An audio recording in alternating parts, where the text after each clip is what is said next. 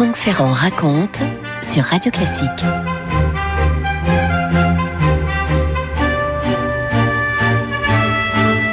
Dans la biographie qu'il vient de consacrer à Moshe Dayan, qui paraît aux éditions Perrin, Georges Ayache nous dit « Rares dans l'histoire sont les hommes dont l'existence s'identifie à celle de leur peuple. Sans conteste, Moshe Dayan fait partie de ces êtres hors normes.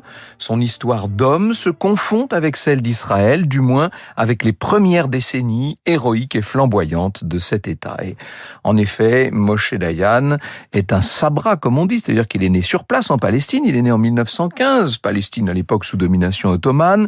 Ses parents sont des immigrés ukrainiens qui ont fui les pogroms comme tant d'autres. Ils ont rejoint une petite communauté juive qui s'est installée près du lac Tibériade, à mi-chemin entre Jérusalem et Beyrouth, ce lac de Tibériade.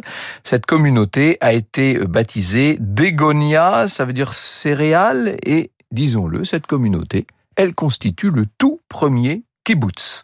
Les parents du jeune Moshe l'emmènent parfois au village voisin, qui s'appelle Tsema, qui est un village arabe, et le petit garçon est fasciné par l'agitation des ruelles et les couleurs, les odeurs des épices, dans les marchés, les cris des boutiquiers, dans cette langue qu'il ne comprend pas encore très bien, l'arabe. Pendant la guerre, en 1917, la Palestine, vous le savez, passe aux mains des Britanniques, qui vont recevoir mandat de la SDN d'administrer la région.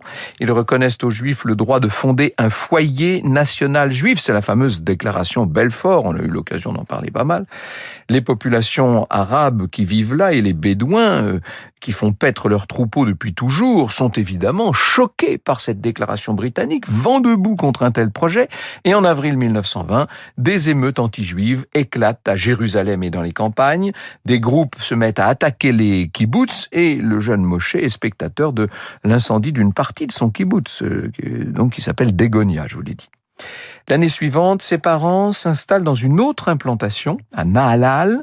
Ce n'est pas une promenade de santé, les récoltes sont misérables, la région est infestée de moustiques, Moshe souffre d'une infection à l'œil, et puis de la malaria. Son père, qui ambitionne une carrière politique, n'est jamais à la maison, et Moshe doit en plus abandonner sa scolarité pour aller aider sa mère à la ferme. Il devient un adolescent indépendant, solitaire, en quête de sens, en quête d'un avenir. Or, en 1929, le grand mufti de Jérusalem se met à accuser les Juifs de vouloir faire main basse sur les lieux saints. Il en appelle au soulèvement des Arabes contre les Juifs et contre les Anglais. 133 Juifs sont tués à Jérusalem et dans les implantations. La communauté décide à ce moment-là de renforcer la Haganah. La Haganah, c'est la milice d'autodéfense qui recrute notamment et beaucoup dans les kibbutz. Il a 14 ans, le jeune Moshe, à l'époque. 14 ans, c'est presque l'âge, il se porte volontaire. Il a les qualités requises. Aussi loin que je me souvienne, il y avait un fusil et des munitions à la maison, dit-il. Le maniement des armes se confondait avec le travail à la ferme. Ça y est, le voilà maintenant enrôlé dans la Haganah.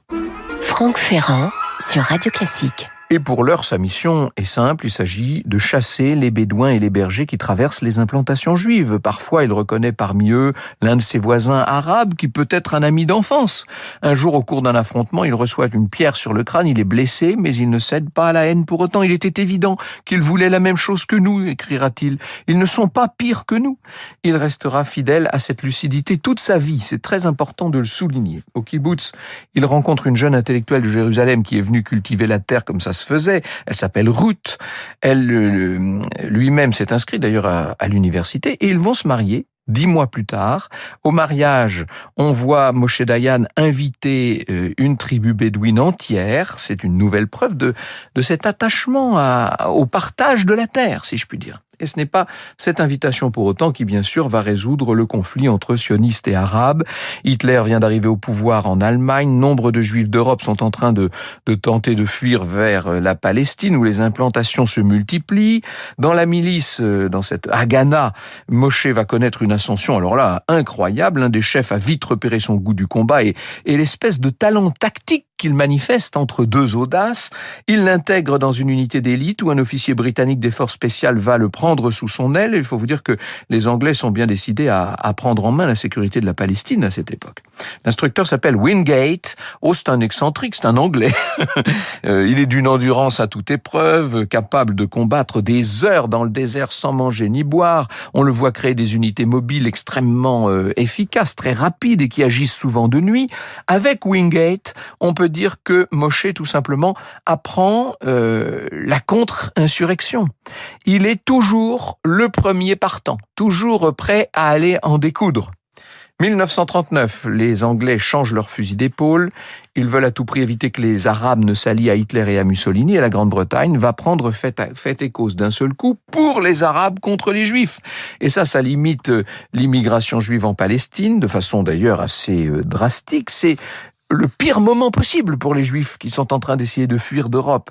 Les Anglais interdisent les compagnies de combat de la Haganah, ils traquent même les camps d'entraînement, et en octobre 39, la police mandataire va opérer une descente dans un de ces camps et arrêter 43 combattants. Si je vous raconte ça, vous doutez bien que c'est parce que parmi ces 43 combattants, il y a Moshe Dayan. Le voilà jeté en prison, tabassé, menacé, il est condamné à 10 ans de travaux forcés, il a 24 ans, Moshe Dayan, et le voilà maintenant en tenue de bagnard, le crâne rasé, au fond d'une geôle de la prison dite de Saint-Jean d'Acre. Vous écoutez Radio Classique. Moshe Dayan est transféré dans un camp de travail agricole où il va côtoyer des prisonniers arabes. Il a toujours côtoyé, quand il était petit, c'était des bergers, puis des combattants, maintenant des prisonniers. Enfin, en 1941, au bout d'un an et demi, nouveau revirement anglais, tout a changé. Les leaders arabes ont pris maintenant clairement le parti de l'Allemagne nazie et Churchill se retourne vers l'agence juive et vers son président, le célèbre Ben Gourion, qui lui ne tergiverse pas. Il faut se battre contre l'Axe, dit-il. La Haganah est remise à l'honneur, on reconstitue l'armée juive, Moshe Dayan et les 42 prisonniers sont libérés et vont pouvoir reprendre du service. C'est pas une partie de plaisir quand même. Leur mission va être de s'introduire en Syrie, sous mandat français, et de combattre les troupes de Vichy, qui étaient donc alliées à l'époque aux Allemands forcément. Moshe Dayan le reconnaît, ça ne s'arrête pas là. Les Anglais ne songeaient qu'à un petit groupe de guides familiarisés avec la région et ses routes, mais nous envisagions davantage, écrira-t-il, prendre part à la conquête de la Syrie, avoir l'occasion d'entreprendre des actions annexes. Et ça, c'est assez significatif de la double stratégie de Ben Gourion, disons-le. D'une part, on se bat avec les Anglais, mais surtout, on se bat pour les idées sionistes et pour le projet. Moshe Dayan s'illustre à nouveau, il chasse les Français de plusieurs points stratégiques. Toujours à la tête de ses hommes, nous raconte Georges Ayache, il se comportait comme s'il était en quête d'un coup d'éclat, se préoccupant fort peu de sa sécurité personnelle. Il semblait posséder un sens inné de l'improvisation dans l'offensive. Et ce qui est en train de s'accomplir, c'est l'accomplissement d'un jeune combattant qui a l'air d'être fait pour ça et qui, néanmoins bientôt, sera brisé. Le 8 juin 1941, il est en train d'observer aux jumelles les positions françaises quand d'un seul coup, un coup de feu atteint les jumelles. Est-ce qu'il y a eu un éclat dans le soleil? Bref, il est gravement blessé à l'œil gauche et va devoir attendre 12 heures avant d'être transporté à l'hôpital de Haïfa. Le chirurgien ne peut rien faire et Moshe Dayan va perdre son œil. Pour le guerrier, c'est un drame. Je suis invalide. Pour l'homme aussi, me direz-vous. Je suis invalide, incapable de toute activité militaire. Je ne puis être que gardien de nuit ou quelque chose dans ce genre. Je comprends clairement que je suis physiquement fini et que tout service en campagne m'est interdit. Et vous imaginez l'extrême déprime de ce jeune combattant qui se résout à porter à l'œil gauche un bandeau noir, cette espèce de cache qui plus tard deviendra son signe distinctif. Il a cependant une chance. Les parents de sa femme, Ruth, qui fréquente l'élite de Jérusalem, dont le chef du renseignement de l'agence juive, vont pouvoir l'aider. Le chef perçoit tout de suite le potentiel de ce garçon, il le recrute et il va demander à Moshe Dayan de monter des unités au sein de la Haganah pour aller infiltrer l'arrière des lignes allemandes. Et dans cette nouvelle mission, on peut dire que Dayan fait des miracles. En 42, les troupes de Rommel perdent la bataille d'El Alamein en Égypte et la menace d'une invasion de la Palestine par la Wehrmacht est en train de s'éloigner. La Haganah, à ce moment-là, va confier à Moshe Dayan des missions plus ponctuelles, lutter contre l'extrême droite du mouvement sioniste qui est en train de constituer sa propre milice et qu'on veut garder sous contrôle. Vient enfin la résolution de la guerre. Le Troisième Reich est terrassé, seulement les Juifs qui ont payé si cher ne disposent toujours pas d'un État à eux. Les Britanniques vont même s'opposer à l'arrivée des réfugiés en Palestine et Ben Gourion doit organiser une immigration clandestine. Le vieux, comme on l'appelle déjà, s'est imposé évidemment comme l'homme fort de l'agence juive et du Parti des travailleurs. Il veut du sang neuf. Il a bien sûr une connaissance assez précise des faits d'armes de Moshe Dayan. Il connaît l'esprit innovant de ce combattant. Et il l'emmène dans ses bagages au 22e congrès sioniste de Bâle. Et là, bien sûr, de quoi parle-t-on ? On parle presque uniquement de la création d'un État juif. Même l'ONU est en train de s'engager dans cette voie, puisqu'en novembre 47, c'est la résolution 181 qui instaure un partage de la Palestine et la création d'un État juif. J'ai l'impression de revenir dans mes études, vous savez. Bien sûr, ça fait partie des dates très importantes de l'histoire de l'immédiate après-guerre. Cette résolution immédiatement est rejetée par les pays arabes et Ben Gourion ne se fait pas d'illusions. Il se prépare à la guerre avant même la création de l'État d'Israël. Il réorganise l'armée, il confie à Moshe Dayan une mission sur mesure, le voilà nommé officier d'état-major pour les affaires arabes, et son but c'est d'avoir le plus de renseignements possible, mais aussi de négocier avec les Arabes. Ben Gourion compte sur sa parfaite connaissance de l'arabe et des Arabes. À la Haganah, Moshe Dayan d'ailleurs est surnommé l'Arabe, et il va réussir cette infiltration de la plupart des mouvements adverses, bloquer certaines attaques arabes. Au cours d'une opération, il va perdre son petit frère et c'est lui-même qui l'avait recruté. Vous imaginez la dureté de cette affaire. Et malgré ça, Dayan va conclure un armistice avec les groupes responsables de cette mort, c'est-à-dire avec les Druzes, et il leur dit « Vous êtes venus conclure un pacte avec nous, c'est pourquoi je vous pardonne d'avoir versé le sang de mon sang. » Ben Gourion va créer une armée officielle dès la création de l'État d'Israël, c'est-à-dire en mai 1948. C'est à ce moment-là que la Haganah devient Tsahal. Le pays est immédiatement attaqué par la Syrie, la Transjordanie, l'Égypte. C'est le 89e bataillon qu'on confie à Dayan et l'une des premières missions de ce 89e bataillon, c'est de défendre le kibboutz historique de Degania. Vous imaginez là, j'allais dire la coïncidence, c'est là que Moshe Dayan a grandi. Il dispose, disons-le, de moyens qui sont un peu dérisoires. Il a une troupe d'adolescents inexpérimentés, des cocktails Molotov, 4 canons français tellement vieux que les soldats les ont appelés les napoléonchiks. La bataille acharnée va durer 9 heures. Le feu des napoléonchiks désorganise néanmoins les Syriens qui vont finir par battre en retraite. Et on peut dire qu'une fois de plus, Dayan a fait ses preuves. Il reste modeste néanmoins. Sans moi, l'issue du combat aurait été exactement la même, dit-il. C'était un combat désespéré, où toute retraite était impossible. Combat désespéré, retraite impossible, voilà qui résume assez bien la situation du tout nouvel État d'Israël. Franck Ferrand sur Radio Classique. Il faut le voir, Moshe Dayan, avec sa veste beige décolorée, sa chemise un peu dépenaillée et des bottes pas souvent cirées.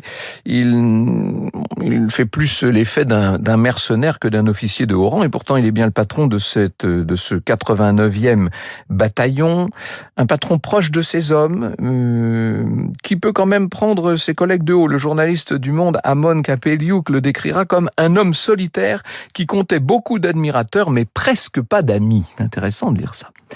Il faut vous dire qu'il n'en fait qu'à sa tête. L'état-major lui fixe une nouvelle opération à ce moment-là qui est de dégager la route entre Tel Aviv et Jérusalem. Et sans attendre les ordres, Moshe Dayan lance une offensive surprise avec 150 soldats et quelques blindés légers. Il va perdre beaucoup d'hommes, mais il libère la route. La mission est accomplie. Il confirme à cette occasion la réputation de tête brûlée qu'on n'a déjà pas tardé de lui faire. Et puis après, on va l'envoyer dans le sud, à la conquête du désert du Negev. Dayan commet une erreur à ce moment-là, puisque il est tellement sûr de son succès qu'il quitte le champ de bataille un peu trop tôt et qu'il n'a pas vu une contre-offensive qui avait été préparée et qui arrive.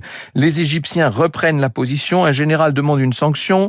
Cette sanction, elle n'arrivera jamais puisque Ben Gourion protège Moshe Dayan et même il va le nommer commandant de Jérusalem, une mission difficile parce que Jérusalem est alors aux mains des Arabes. Moshe Dayan lance l'opération Vendange, une opération qui va être un fiasco absolu. Or, de nouveau, on voit qu'il n'y a pas de sanctions contre lui. Franck Ferrand sur Radio Classique. C'est à Pierre Anquetin que nous devons cette émission. Il nous dit que c'est encore dans la diplomatie que Moshe Dayan s'illustrera le mieux, en ouvrant notamment des pourparlers directs avec un colonel proche du roi Abdallah de Transjordanie. Contre toute attente, les deux militaires vont conclure un cessez-le-feu en novembre 48 et l'armistice entre Israël et la Jordanie va pouvoir suivre quelques mois plus tard. On voit Moshe Dayan participer aussi aux négociations d'armistice avec l'Égypte. Il pratique dans cette diplomatie une méthode qui ressemble à celle qu'il avait adoptée sur le terrain quand il se battait, une méthode pragmatique, offensive et qui porte ses fruits. Ben Gourion le nomme commandant militaire du secteur sud d'Israël où il va devoir administrer l'implantation de 6000 familles dans le désert du Negev. C'est l'époque où la population d'Israël est en train de doubler. Les attaques de combattants arabes perdurent, Dayan riposte avec une brutalité incontestable et il défend pourtant sa doctrine devant le Parlement, devant la Knesset. Les représailles et la punition collective sont la seule méthode efficace, dit-il. Si vous avez compris, si vous avez suivi jusque-là, vous voyez qu'il est plus faucon que colombe, disons, pour reprendre la terminologie américaine. En 52, le voilà nommé commandant du secteur nord et en 53, juste avant de quitter son poste de Premier ministre, Ben Gourion le désigne Ramatkal, c'est-à-dire chef suprême des forces de défense d'Israël. Et plus tard, il sera ministre de la Défense, puis ministre des Affaires étrangères et mènera, vous savez, les 3 grandes guerres avant de négocier l'accord de paix avec l'Égypte en 79. En 56, sur la tombe d'un jeune soldat de Tsahal tombé près de Gaza, il s'adresse aux Israéliens. « N'accusons pas ceux qui ont tué ce garçon et ne nous plaignons pas de leur haine. » dit-il. Cela fait 8 ans qu'ils vivent dans des camps de réfugiés à Gaza, tandis que nous, ici, sous leurs yeux, nous sommes en train de nous approprier les terres et les villages dans lesquels ils vivaient, eux et leurs ancêtres. Nous sommes condamnés à cet état de belligérance perpétuelle.